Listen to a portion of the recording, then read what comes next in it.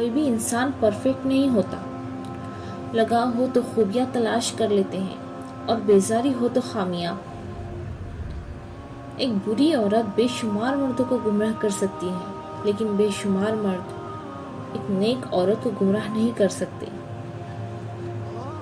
عورتوں میں ایک چیز حیران کن ہے کہ پیار سے بلانے پر روتے روتے بھی ہنس پڑتی ہیں۔ مرد کے لیے عورت بڑی عجیب چیز ہے۔ مرد کے لیے عورت بڑی عجیب چیز ہے۔ اگر مل جائے تو نظر نہیں آتی، اور نہ ملے تو اس کے سوا کچھ نظر نہیں آتا۔ صرف غلط ہونے پر وضاحتیں نہیں دی جاتی۔ صرف غلط ہونے پر وضاحتیں نہیں دی جاتی۔ کئی بار ہم وضاحتیں اس لیے دیتے ہیں کہ سامنے والا ہمیں عزیز ہوتا ہے۔ زندگی کے سفر میں ان لوگوں پر توجہ نہ دے جو آپ کے راستے میں کھڑے تھے، بلکہ ان لوگوں کا سوچے جو ہر مقام پر آپ کے ساتھ کھڑے تھے۔ عورت کی بربادی اسی وقت شروع ہو جاتی ہے۔ عورت کی بربادی اسی وقت شروع ہو جاتی ہے جب اس کے حسن کی تعریف ایک غیر مرد کر رہا ہو اور وہ کم عقل اس پر خوش ہو رہی ہو۔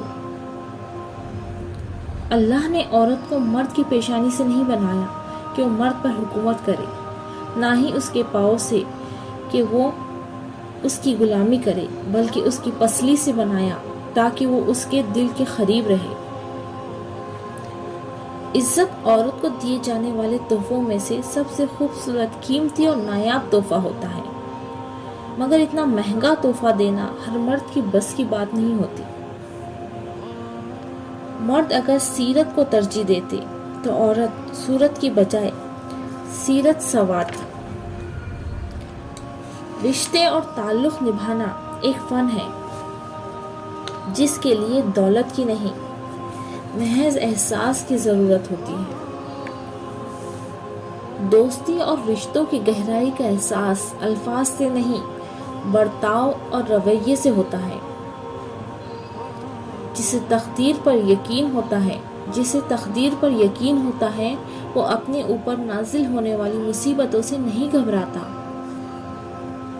زندگی برف کی طرح ہے، اس کو نیک کاموں میں گزارو، ورنہ پگھل تو رہی ہے، ختم بھی ہو جائیں گی۔ کسی رشتے کو کتنی بھی محبت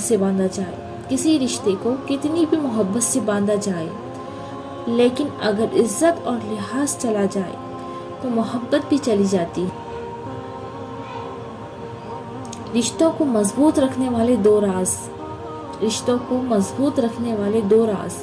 جب آپ غلط ہو تو اپنی غلطی تسلیم کریں، جب آپ صحیح ہو تو صرف خاموشی اختیار کر لیں۔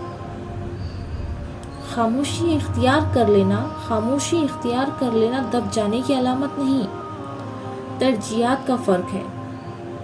ہر بات اور ہر بندہ جواب کا مستحق نہیں ہوتا۔ جب کوئی آپ کی بات نہ سمجھ رہا ہو تب خاموش ہو جانا بہتر ہے۔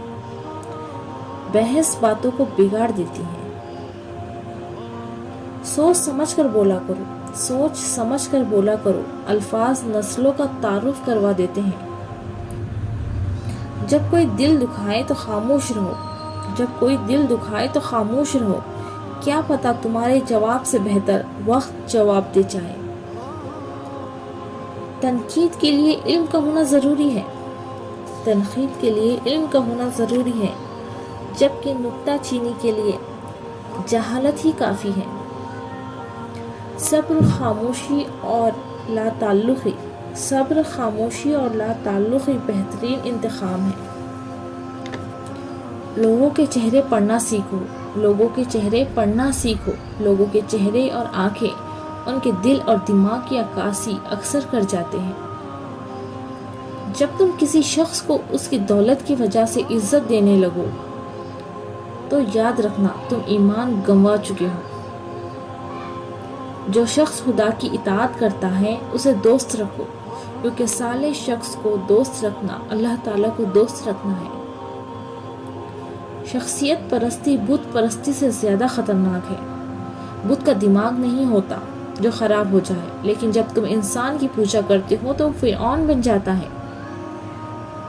کسی کی بھی پہچان علم سے نہیں ہوتی بلکہ ادب سے ہوتی ہے، کیونکہ علم تو ابلیس کے پاس بھی تھا لیکن وہ ادب سے محروم تھا۔